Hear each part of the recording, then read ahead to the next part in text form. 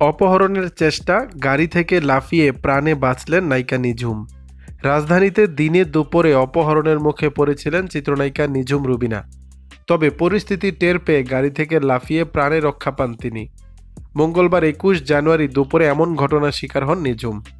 এরপর এদিন রাতেই এক ফেসবুক স্ট্যাটাসে পুরো বিষয়টি তুলে ধরেন তিনি। নিজের ফেসবুক অ্যাকাউন্টে উবার চালকের ছবি শেয়ার করে ঘটনার বিস্তারিত জানিয়েছেন এই নায়িকা, যেখানে নিঝুম বলেন, আমার স্বামী গ্রামের বাড়ি গিয়েছে, যে কারণে নিজের গাড়ি রেখেই বের হতে হবে, কারণ আমি ড্রাইভিং পারি না, যে কারণে উবার কল করি, বনশ্রী থেকে ধানমন্ডি যাব। উবার চালক হাতির ঝিলে ওঠে সরাসরি ধানমন্ডি রোডে না ঢুকে গুলশানের দিকে প্রবেশ করে।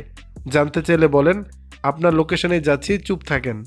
মঙ্গলবার রাস্তা ফাঁকা, তারপরও সে গুলশান রোডে ঢুকেছে। পরের ঘটনা উল্লেখ করে এই নায়িকা বলেন, তখন তার গাড়ির স্পিড প্রায় ৮০ থেকে ১০০, অনেক হাই স্পিডে গাড়ি টেনে যাচ্ছিল। বিষয়টি আমার কাছে সন্দেহ লাগে। তাকে বলি আমাকে এখানেই নামিয়ে দেন। তখন সে আমাকে বলল, চুপ থাক, কোনো কথা বলবি না। তারপর আমি গাড়ির গ্লাস তুলে বাঁচা বাঁচা করে চিৎকার শুরু করি। কারু সাড়া পাইনি। একটা পর্যায়ে গাড়ির গতি একটু কম মনে হলে লাফ দিয়ে গাড়ি থেকে নেমে যাই। নিরাপত্তা নিয়ে প্রশ্ন তুলে এই নায়িকা লেখেন, আমরা কোন দেশে বসবাস করছি? দিনে দুপুরে কি আমাদের নিরাপত্তা পাবো না? উবার থেকে যদি এমন হয় তাহলে আমরা কাকে ভরসা করব? আজকে যদি গাড়ি থেকে জাম্প করে না নামতে পারতাম তাহলে আমাকে খুঁজে পাওয়া যেত না। এদিকে ঘটনার পরই অভিনেত্রীর স্বামী ঢাকায় ফিরেছেন। বিকেলে হাতিরঝিল থানায় তারা একটি জিডি দায়ের করেছেন।